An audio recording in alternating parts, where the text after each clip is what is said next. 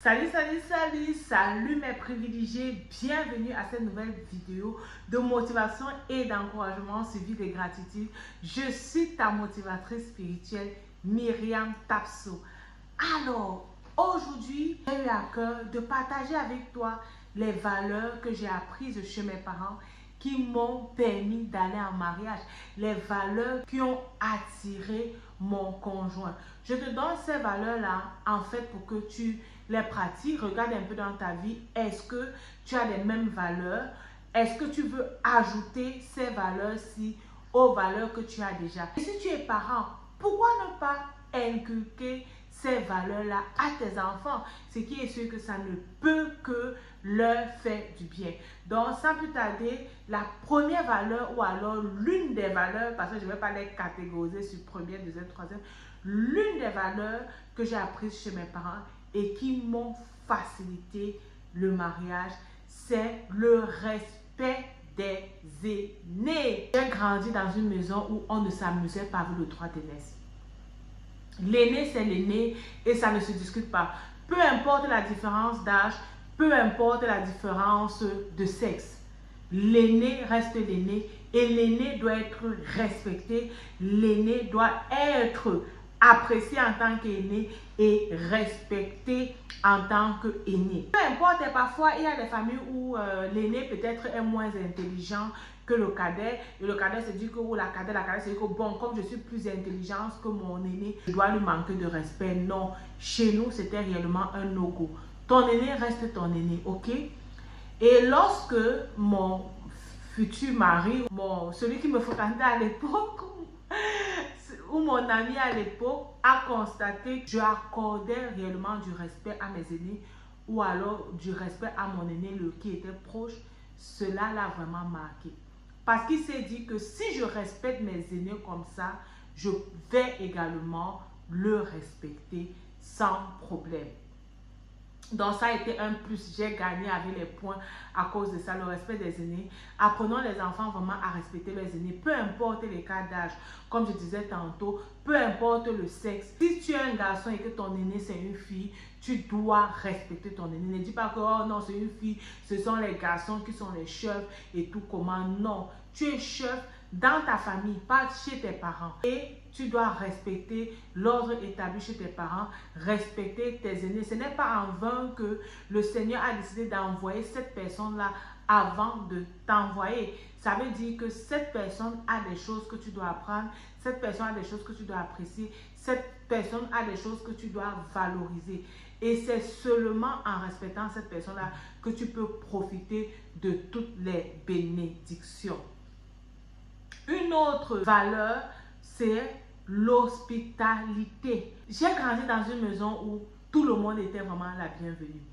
Et l'hospitalité fait que l'enfant ne s'accroche pas sur des biens matériels ou sur des choses qui vont passer. L'enfant ne s'accroche pas dessus. L'enfant apprend à partager.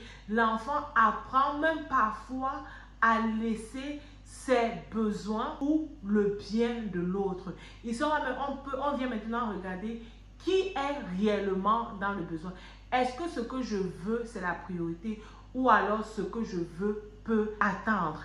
Et ça aide aussi vraiment même dans le couple, dans la vie en famille. Et généralement, généralement, lorsque un frère ou un garçon te côtoie, il peut, en fonction de la façon dont tu l'accueilles, en fonction de la façon dont tu te présentes à lui, il peut savoir si tu es quelqu'un d'hospitalier ou pas. C'est vraiment un plus et ça c'est quelque chose qui m'a également aidé ou qui a facilité mon mariage.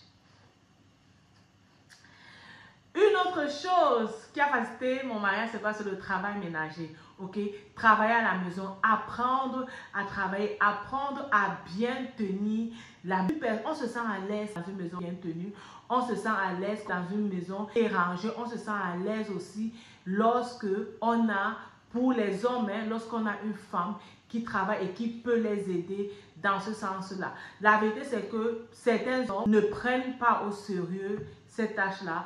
certains hommes, même chez eux, peut-être se laissaient aider par leurs sœurs et tout ça, ou leurs grandes sœurs ou les petites sœurs. C'était un peu facile pour eux. Et lorsque ils viennent en mariage, ils ont besoin de toujours avoir ce service-là.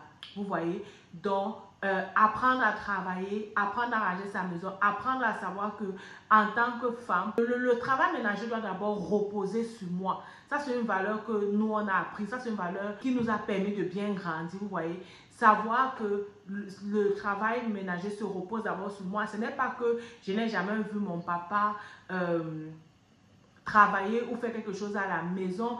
À l'époque même, je me rappelle toujours, il faisait beaucoup de choses. Moi, la lessive, par exemple, avec ma maman, ils le faisaient ensemble. Donc, ce sont les choses que j'ai vues. Mais qu'à cela ne tienne, il y avait beaucoup de choses à la maison qui reposaient sur la maman. Et j'ai appris comme ça les valeurs, les choses qu'une femme doit faire. Ça ne se discute pas. Je suis contente ou c'est une bénédiction quand un homme peut t'aider ou bien quand mon homme m'aide. Mais il y a beaucoup de choses que je n'attends pas forcément qu'il fasse.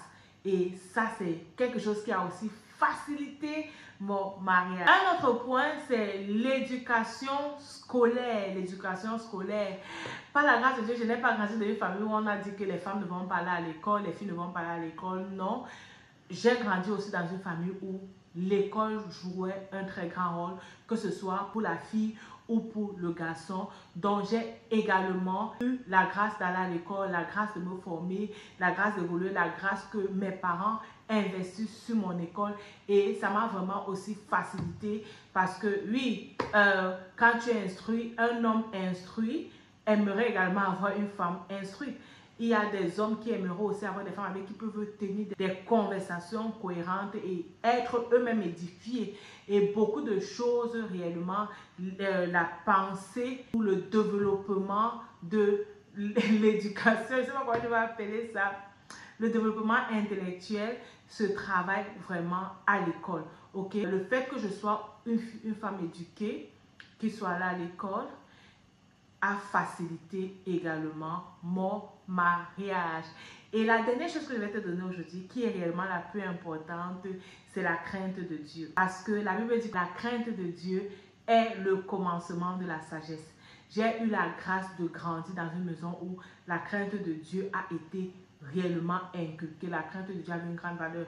N'hésitez pas à apprendre à vos enfants à aimer le Seigneur, apprendre à vos enfants à s'accrocher au Seigneur.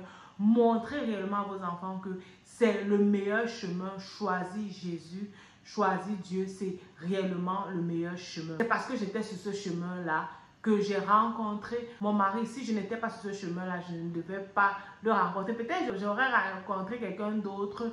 Je ne sais pas, mais le fait d'être sur ce chemin-là, le Seigneur a permis que je le rencontre et que ce soit pour moi la bonne décision. Éduquez vos enfants dans la crainte de Dieu.